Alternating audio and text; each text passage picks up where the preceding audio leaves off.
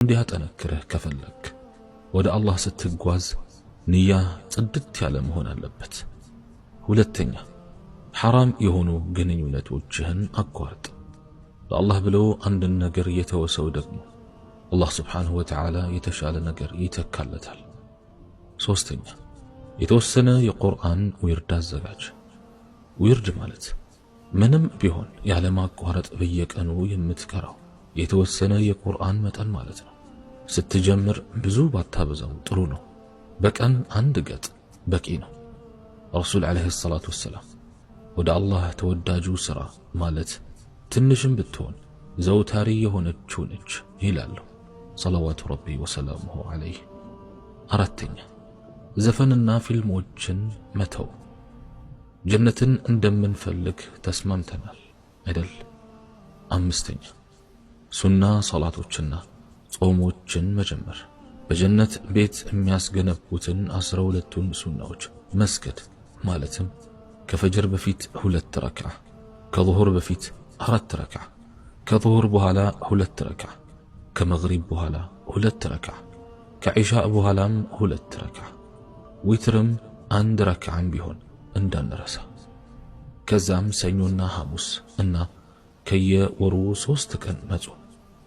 ስድስተኛ ምላስን መጠበቅ። ምላስን ከሐሜት፣ ከውሸት፣ ከስድብና ወዘተ መጠበቅ። መልካም ሥራህን ሁላ ለሰዎች አታከፋፍል። ሰባተኛ የጌታህን ውዴታ እምትፈልግ ከሆነ የዲን ዕውቀትን መማርን አደራ። 1-2 ገጽም ይሁን ብቻ ግን በዐቂዳ ትምህርት ጀምርና ቀጥል፣ አታቋርጥ። 8ኛ ከአላህ ጋር ለብቻ ሆኖ ማውራት። ወላሂ ለብቻ ሆኖ ከአላህ ጋር ስለ ማውራት ባወራ አልጨርሰው። ጥፍጥናው፣ ራሓው፣ ምንዳው ላውራ ብል አልችለው።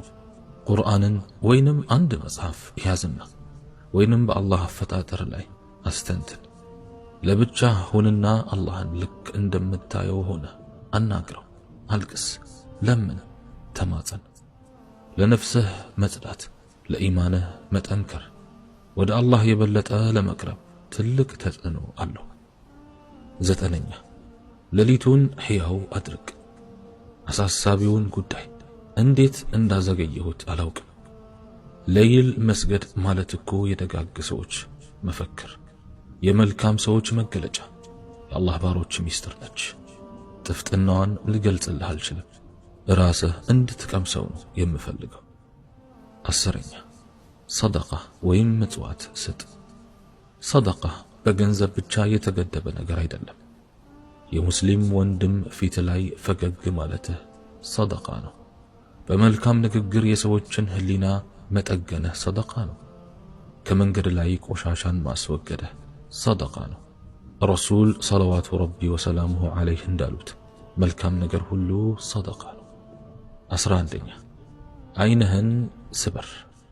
ሴቶችን አትይ፣ አካላቸውንም አታስተውል። አንቺም እንደዛው እህቴ። ዓይንህን ስትሰብር አላህ ዘንድ እንዴት ትልቅ እንደምትሆን ብታቅ ኑሮ። ረሱልም ዓለይሂ ሰላቱ ወሰላም ዓይኑን ለአላህ ብሎ የሰበረ ሰው አላህ የኢማንን ጥፍጥና ልቡ ላይ እንደሚተካለት ተናግሯል። ኢብኑል ቀይምም እንዳሉት ዓይኑን ለአላህ ብሎ የሰበረ ዓይኑ ከአላህ ፍራቻ ታነባለች። 12ኛ ሞትህም የሚቀጥል ሥራ። አንተ ጋር እንዲቆም አታድርገው፣ ሌላውንም አስታውስ። ብዙ የሚያስፈልገው ሰው አለና ይህንን ትምህርት በራሱ ሼር አድርገው እና በአንተ ምክንያት የተማረበትን ሰው ሁሉ አጅር ሸምት። ሌላውም ሊዘነጋ የማይገባው ነገር ዚክር ነው። ምላሳችን ሁሌም አላህን በማስታወስ መርጠብ መቻል አለባት።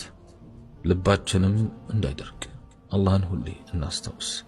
ስንቀመጥ፣ ስንራመድ፣ ልንተኛ ስንል፣ መኪና እየነዳን፣ ታክሲ ውስጥ እየተሳፈርን ብቻ ዚክር ለማድረግ ቦታ አያስፈልገው።